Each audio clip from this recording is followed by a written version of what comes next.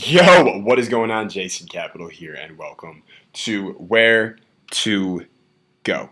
Okay, so first of all, thank you, of course, for picking up this little bonus video training along with He Just Gets Me. All right, so a lot of guys come to me and they get the cold reading thing, they get it down, they understand how to really hit that stuff, that snappy, really good communication stuff and seduction stuff with women, and they can hit a lot of it, but they don't know where to go from there. They don't know where to lead it. And sometimes it's early on in the interaction, sometimes it's a little bit later in the interaction, other times it's when they're trying to get it sexual. So, as promised, here in Where to Go, I'm going to tell you exactly where to go with the conversation, because of course you are the one leading, right? You are the one leading. Okay, so I'm going to tell you exactly where to go and where to lead the conversation early on in the interaction after the cold reads, where to lead it in the later parts of the interaction after the cold read and stuff like that, and then where to lead it to turn it sexual after a deeper cold read there. All right, so a couple notes before we begin. One, this is going to be fast, all right? I'm not a believer in making trainings longer than they need to be just to make the people who are going through it feel like that they got their money's worth or something. All right, my shit is the shit. The shit is going to work for you, and then, not because of theory or something, but because I've used it over and over and over and over again with myself and with my closest clients here. And we know this stuff works. All right, so I'm just going to give it to you. You know my style, no BS, get to the point. So that's number one. Number two, pay close attention because we are going to be going fast. Number three, take some notes. Write this shit down. Okay, there is something special that happens when you write something down physically with your hand, not typing it on a computer or an iPad or an iPhone or something, but when you literally take a pen in your hand, you put it to paper, and you write this stuff down. It creates a deeper pathway into your brain. You remember it better. It internalizes better. So when you're out there and you're talking to a girl, this stuff will just pop up to you when you need it, all right? And lastly, don't make this any more complicated than it needs to be, all right? Like I said, no bullshit. You don't need to do a bunch of tricks or something. Just do what I tell you here, and it will work, all right? And lastly, sorry, already said that. Again, no need to remember this. Okay, you don't need to memorize this shit. Just take the notes, listen closely, maybe watch it a few times, and I promise you, your brain's just gonna take it in, and you're gonna be in that moment with the girl, and you're gonna make the cold read, and then your brain's gonna be like, boom, Jason said take it here, and then you're gonna do that. All right, let's begin. So direction number one. So this is for early on in the interaction. All right, and here's what you're gonna do. After you make the cold read, you're going to make a comparison about people in the environment, like in the venue, in the bar, restaurant, club, wherever you might be, or just about people in general, like in life or in your city or at your school or at your workplace, wherever it is. Okay, so you can do that first, and then you're going to ground your belief about the comparison you just made. Okay, you're going to ground your belief, and you're going to set the moral high bar at the same time. Okay. Setting a moral high bar is basically stating your personal standard for that belief. Okay, this is how you see it. This is what I expect from myself and from people around me. And I'm going to show you how to do that in a second, which is really, really good thing. A man with standards standards and status are very, very closely related. A man with very high standards, very obvious standards, very standards that a woman can feel, boundaries that a woman can feel. She really, really likes that. Okay, and obviously high status is something very attractive to women. So I'm going to show you how to do that, and then finally you just go into deeper rapport with a process-related question. Again, we talked about in He Just Gets Me in the actual video training. You probably listened on MP3 also, where I mentioned data versus process. Data is like info, it's lists, it's boring shit. Do not talk about that stuff. Don't ask questions about that stuff. What you want to do, you want to be talking about process-related things. What's it like? It's like for her? Okay, what is it like for you? What was that like? How did that feel? How good did that feel? What did that do for you? How do you know when something like that is going on?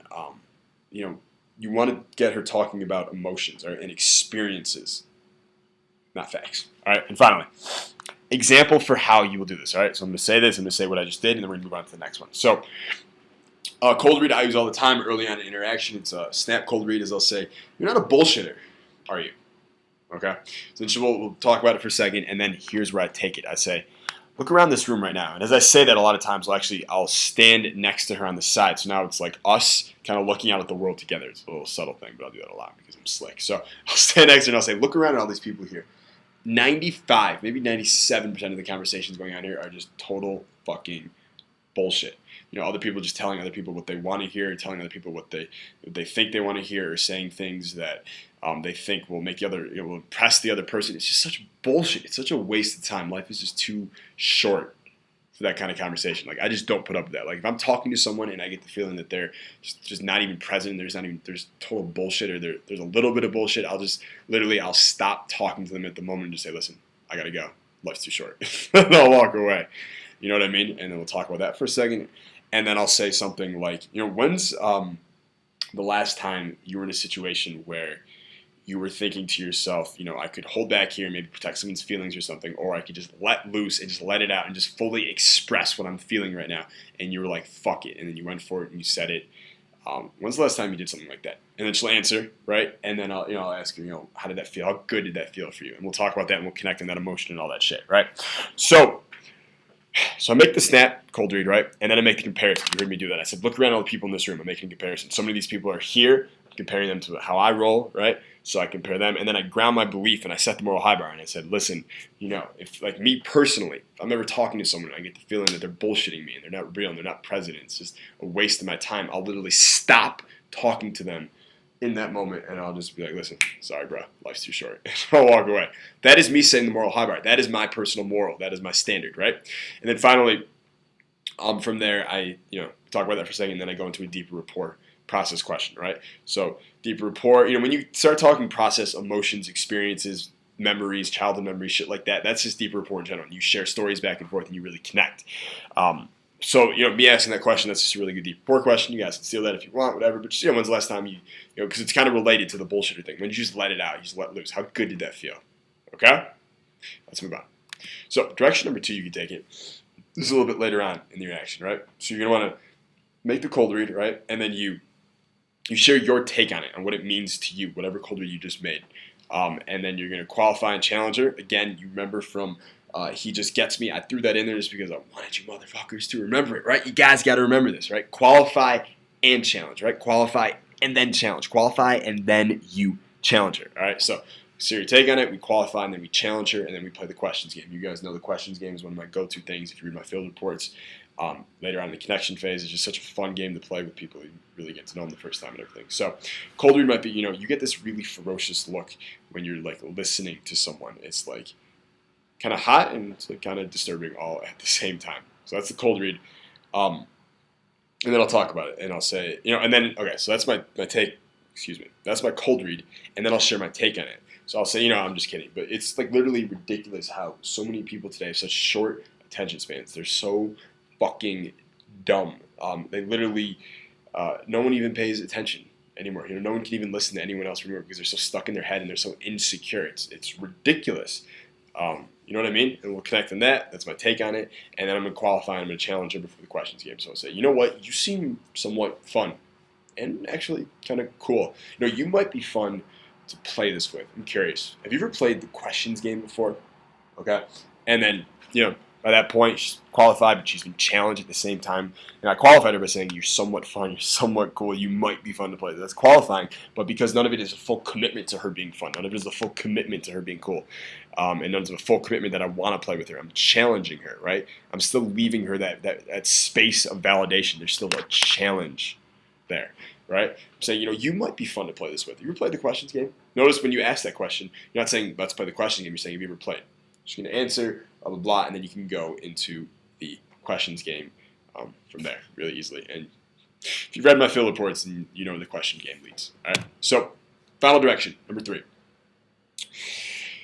When you want to turn it sexual, right? You want to turn it on. So, first you make the sex snap band commitment kind of cold read, which is in your He Just Gets Me training, right? You do that first, and then you're going to elicit her most intense sexual emotions. She's going to really turn around, really connect her with you, really open her, have her kind of blossom and open up for you, so then you can penetrate her, right? Her mind, her body, all that good shit, right? You guys can share a great sexual experience together and all that shit. So, sex snap band commitment cold read again is, you say, it's so strange how even today in the 21st century, some people are still afraid of sex or even talking about it. Isn't that weird? Isn't that so strange? She'll agree, of course, because no one wants to be that person who's afraid of sex, right?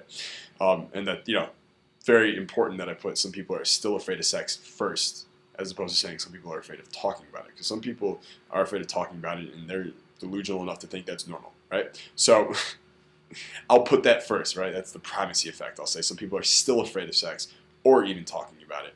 Isn't that weird? Isn't that so strange? So she'll say, yeah. She'll agree, blah, blah, blah. She'll laugh.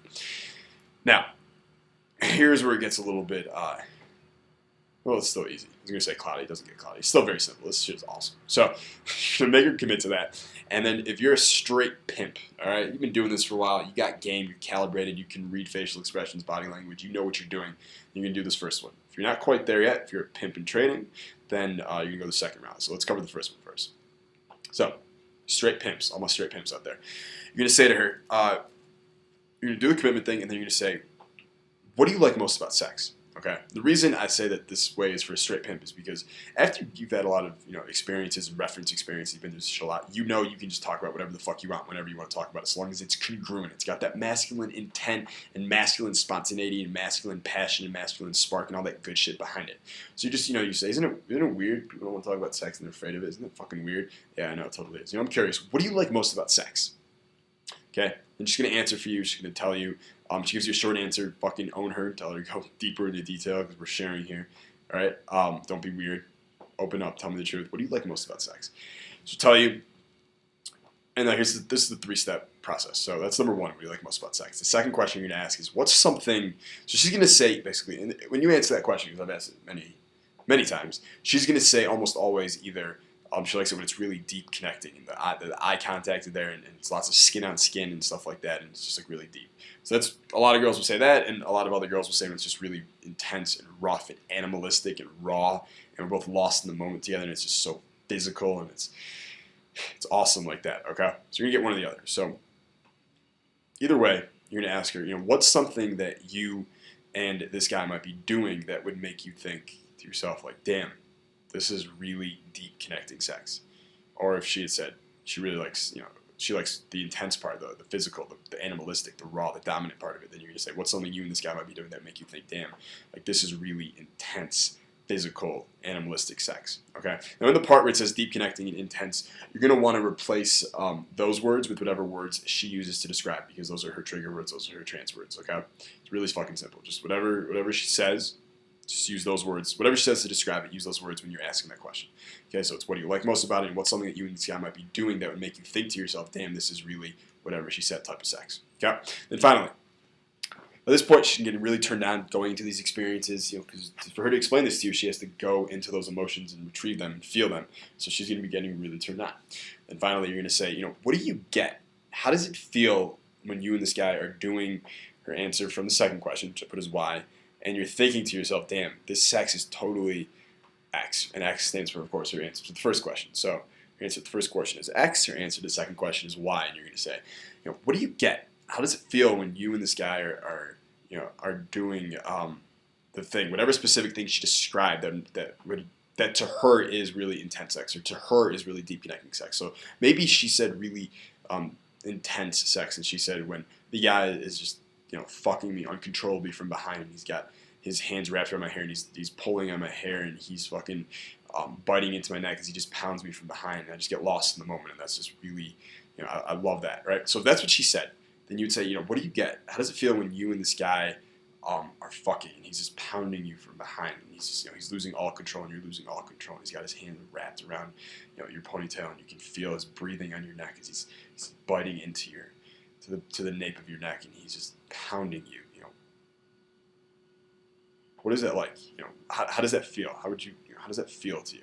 So she's gonna basically answer that question with a couple words, different emotions, like what it feels like for her. A lot of times, like ecstasy is just like total freedom, whatever it is, right? But she's gonna be, whatever word she says, she's probably gonna be feeling, right? The word she uses is just a signpost to describe her emotion that she's feeling. So that's gonna be really awesome. She's gonna be really turned on at this point, like really, really turned on. And of course, again, you're talking about this shit. You're leaning back. You're relaxed. You have deep eye contact, but you're still relaxed. You could be talking about the weather. You could be talking about her getting pounded from behind. Either way, you're totally chill and cool and comfortable, and this is no big deal. This is something that you do all the time. Sex is no big deal. Sex is something you do all the time, all right? So at that point, she's going to answer, kind of play with the tension, a little eye contact, a little playful touching, and then kiss her. And then from there, you're free to escalate and release your way to the bedroom, all right? Really fucking simple. Now, if you're a pimp in training, all my pimps in training out there, good job. Keep it up, all right? Path might be hard. It might be hard for you right now. I promise you it is worth it. Keep going. Listen closely here. So If you're a pimp in training right now, you're going to do the same thing as a straight pimp, but you're going to start off a little bit differently. So at first, you're just going to ask, what's your biggest turnoff, right? So you're going to make the sex snap-bang commitment, right? It's so strange in the 21st century. People are still afraid of sex. We're talking about it. It's so weird, isn't it? Yeah, it totally is. It totally is, Jason. You're so right. I know. It is weird. Anyways, I'm curious. What's your like biggest turnoff? Okay, just going to answer, and then that's going to give you the only logical next question, which is of course, what's your biggest turn on? Okay.